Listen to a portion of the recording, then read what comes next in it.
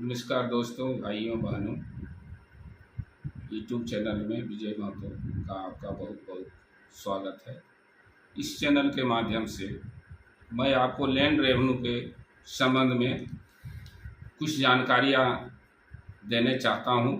वो है ज़मीन का बेसिक जो वर्ड है, प्लॉट, खेसरा, खाता, खतियान क्या होता है, इस संबंध में आप यह जानकारी प्राप्त करेंगे और इस वीडियो को अंत तक जरूर देखेंगे ताकि आपको पूर्ण जानकारी मिल सके। और इसको सब्सक्राइब भी करेंगे और बेल आइकन भी दबाएंगे ताकि आपको नोटिफिकेशन अप टू डेट मिलता रहे। दोस्तों, मैं प्लॉट नंबर के अज्ञानता में लोग अपनी गाढ़ी कमाई जो है सो ज़मीन खरीदने में, खरीद बिक्री में अपना जो है सो वो गंवा देते हैं, ठगे जाते हैं। इसलिए मूलतः हम यह आपको इस वीडियो के माध्यम से यह जानकारी देने चाहते हैं कि प्लॉट नंबर लोगों को अधिकांश समझ में नहीं आता है कि प्लॉट नंबर होता क्या है, प्लॉट क्या चीज़ है। लोग एक दूसरे से समझते हैं। तो इस विषय में आपको विस्तृत जानकारी देना चाहता हूँ। तो प्लॉट नंबर जानकारी के पहले मैं यह लैंड रेवेन्यू जो स्टार्टिंग शुरुआत जो हुई, पहले ज़मीन का सर्वे से मैं यह सर्वे के विषय में कुछ जानकारी देना चाहता हूँ कि सबसे पहले सर्वे जो हुआ थाकवस सर्वे था, वो 1793 के पहले टोडरमल के समय में ज़मीन की कोई सीमा निर्धारित नहीं थी, कोई पैमाइश करने का कोई पैमाना नहीं था और जमींदारों द्वारा जो है सो रैयतों को जो है सो बंदोबस्ती की जाती थी और खुद ही बंदोबस्त की जाती थी। जमींदार लोग खुद ही बंदोबस्त करते थे और इसमें जमींदार को खुद यह जो है सो फायदा यह होता था कि उन्हें पता होता था कि किस रैयत को हमने कहाँ जमीन दी है, किस जगह दी है और दिए हुए कितने साल हुए। और उस अवधि में जमीन का स्वामित्व जो है सो हर एक 5 साल में रैयतों का बदलता रहता था। कोई एक जगह अस्थायी रूप से वो जमीन पर दखलकार नहीं होते थे। तो दूसरा सर्वे जो आया रेवेन्यू सर्वे 1793 के बाद अस्थाई बंदोबस्त आया और अस्थाई बंदोबस्त आने के बाद यह महसूस किया गया कि जो है सो जमीन का गांवों की सीमा जो है सो निर्धारित हो।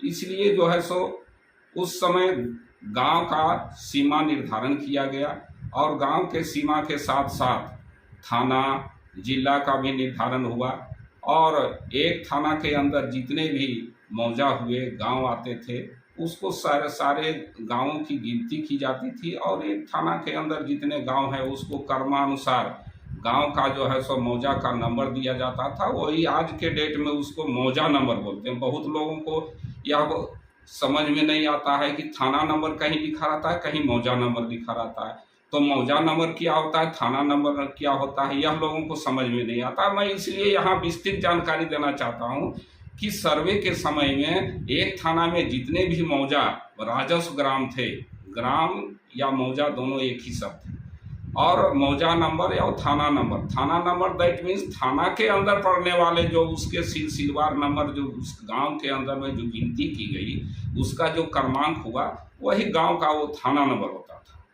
तो उस थाना का भी जो है सो सीमांकन हुआ और गांव के थाना के अंदर जितने भी गांव थे गांव का भी जो है सो गिनती की गई और जिला का भी निर्धारण हुआ और उसके बाद जो है सो अस्थाई जो है सो लोगों को जमीन जो है सो अस्थाई बंदोबस्त की गई। परंतु लोगों के पास कोई अपना कोई कागजात हक अधिकार के संबंध में कोई कागजात जो है सो उसको नहीं दिया जाता था।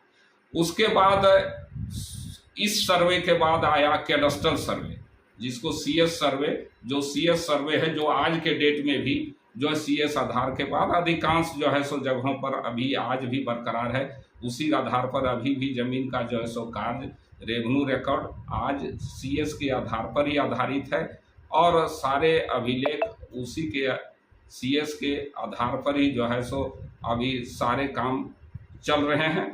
और कहीं कहीं जो है सो यह वर्तमान में यह चौथा जो सर्वे आया है, चौथा रिविजनल सर्वे, कहीं कहीं रिविजनल सर्वे है तो सबसे पहले मैं कैडस्ट्रल सर्वे की बात हम यहाँ बता देना चाहता हूँ।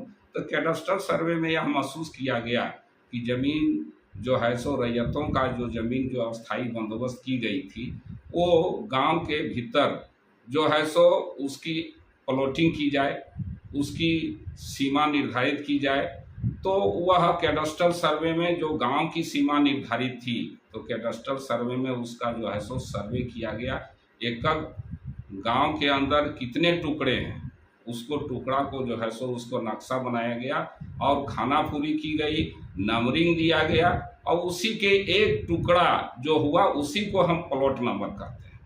यह प्लॉट आपको यह समझ में आ जाना चाहिए कि प्लॉट नंबर हुआ क्या। तो यही गांव का जो है सो जो भी गांव के अंदर जो ज़मीन है विभाजित जो प्लॉट है उसके एक टुकड़े को प्लॉट नंबर करते हैं।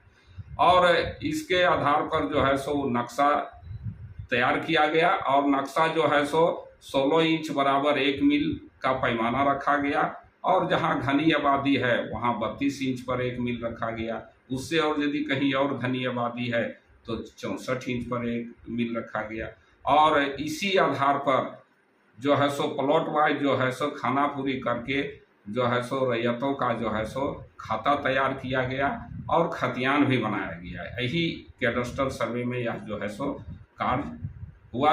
और इसके बाद रिविजनल सर्वे जो हमने बात कहा था, तो रिविजनल सर्वे कैडस्ट्रल सर्वे के बाद यह सर्कुलर बनाया गया था कि हर एक 50 साल या उससे कम अवधि में भी रिविजनल सर्वे हो, ताकि पुराने जो रैयत हैं वो उसका नए रैयत के नाम से जो है सो उसका कागजात बने।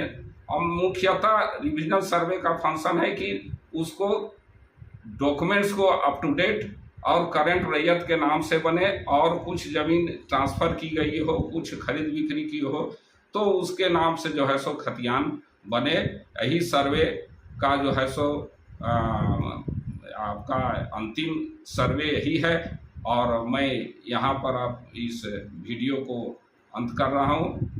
इसके लिए धन्यवाद। फिर अगला वीडियो में विस्तृत जानकारी